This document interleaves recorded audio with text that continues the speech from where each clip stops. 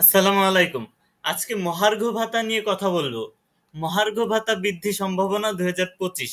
2025 সালে কি আদৌ মহার্ঘ ভাতা বৃদ্ধি করবে, সে বিষয় নিয়ে এই ভিডিওতে বিস্তারিত আলোচনা থাকছে। তো মহার্ঘ ভাতা কিভাবে কার্যকর হয় সেটা আগে আমরা বুঝে নিই। দেখুন, এক নম্বর হচ্ছে অর্জিত ছুটি বা প্রাক অবসর ছুটিতে থাকা যথার্থ কর্মচারীগণ ছুটি পূর্বকালীন সর্বশেষ প্রাপ্য মূল বেতনের ভিত্তিতে পরিত্যক্ত হারে মহার্ঘ ভাতা প্রাপ্ত হয়। পরবর্তী নতুন জাতীয় বেতন স্কেল কার্যকর হওয়ার তারিখের পূর্বদিন পর্যন্ত যে সকল কর্মকর্তা কর্মচারী পেনশনে গমন করেছেন বা করবেন, তারা মূল বেতনের সাথে এই মহার্ঘ ভাতা যোগ করে পেনশন নির্ধারণের সুবিধা প্রাপ্য হয়। ঠিক আছে। সামরিক বরখাস্তকৃত কর্মকর্তা কর্মচারীগণ সামরিক বরখাস্তের তারিখের অব্যবহিত পূর্বের মূল বেতনের 50% মানে অর্ধেকের উপরে 20% হারে এই মহার্ঘ ভাতা প্রাপ্য হয়, মানে মহার্ঘ ভাতা পায় 20% হারে। সরকার হতে পেনশন গ্রহণকারী কর্মকর্তা কর্মচারীগণ পেনশনের বিদ্যমান অংশের উপর 20% হারে মহার্ঘ ভাতা প্রাপ্ত হয়। দেখুন, এখানে যারা পেনশন গ্রহণকারী কর্মকর্তা কর্মচারীগণ আছেন, তারা তাদের পেনশনের বিদ্যমান অংশের 20% হারে মহার্ঘ ভাতা প্রাপ্য হয়। এমপিওভুক্ত বেসরকারি শিক্ষা প্রতিষ্ঠান সমূহের শিক্ষক কর্মচারীগণ একই হারে এই মহার্ঘ ভাতা প্রাপ্য হয়। তার মানে কি, সরকারি শিক্ষা প্রতিষ্ঠানগুলোতেও যা, বেসরকারি শিক্ষা প্রতিষ্ঠানগুলোর জন্য এই মহার্ঘ ভাতা সেম মহার্ঘ ভাতা প্রদান করে, সেম হারে। জাতীয় বেতন স্কেলের আওতায় চুক্তিভিত্তিক নিয়োজিত কর্মকর্তা কর্মচারীর ক্ষেত্রে চুক্তিভিত্তিক নিয়োজিত পদে নির্ধারিত মূল বেতনের ভিত্তিতে সুবিধা প্রযোজ্য হবে। তবে শর্ত থাকে যে তিনি পেশনভোজী হলে নিট পেনশন অথবা চুক্তিভিত্তিক নিয়োজিত পদে মূল বেতনের ভিত্তিতে যে কোনো এক ক্ষেত্রে এ মহার্ঘ ভাতা প্রাপ্য হয়।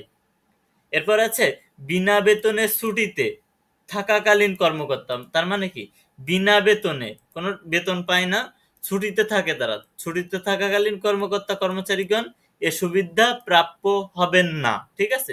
বিনা বেতনে যারা ছুটিতে থাকে, তারা তারা এ যে মহার্ঘ ভাতার আওতাধীন থাকবেন না আর কি। যে সকল অবসর গ্রহণকারী কর্মকর্তা কর্মচারী তাদের গ্রেস পেনশনের 100% অর্থাৎ সম্পূর্ণ অংশ সমাপন করে এককালীন আনুতোষিক উত্তোলন করেছেন, তাদের ক্ষেত্রে এ সুবিধা প্রযোজ্য হবে না। এটা একটু ভালো করে বুঝে পড়ে নিতে হবে আপনাদের। ঠিক আছে। আপনারা এটা খুব ভালো বুঝবেন, মানে যারা পেনশনের 100% এককালীন আনুতোষিক উত্তোলন করেছেন, তারা এখানে হচ্ছে পাবেন না আর কি। সরকারের রাজস্ব বাজেট হতে প্রদত্ত অনুদানে পরিচালিত প্রতিষ্ঠান ব্যতীত অন্যান্য স্বায়ত্তশাসিত সংস্থা, রাষ্ট্রায়ত্ত ব্যাংক ও অর্থলগ্নি প্রতিষ্ঠান সমূহের কর্মকর্তা কর্মচারীদেরকে মহার্ঘ ভাতা প্রদান বাবদ প্রয়োজনীয় ব্যয় সংশ্লিষ্ট প্রতিষ্ঠান সমূহের নিজস্ব বাজেট হতে মেটাতে হয়। এরপর আছে 1 জুলাই তারিখ হতে এই যে মহার্ঘ ভাতাটা কার্যকর হওয়ার কথা ছিল। ঠিক আছে। এরপর দেখুন, অন্যান্য ভাতা কি বাড়তে পারে। সরকারি কর্মচারীদের চিকিৎসা ভাতা গ্রেড অনুযায়ী 15,000 হতে বৃদ্ধি পেয়ে 25,000 টাকা পর্যন্ত হতে পারে। শিক্ষা ভাতা শিক্ষা ভাতা এক সন্তানদের জন্য 500 টাকা এবং 2 সন্তানের জন্য 1,000 টাকা পেয়ে সর্বোচ্চ 2,000 টাকা পর্যন্ত বৃদ্ধি হতে পারে। টিফিন ভাতা গ্রেড অনুসারে 200 টাকা হতে বৃদ্ধি পেয়ে 2,000 টাকা পর্যন্ত বৃদ্ধি করা হতে পারে।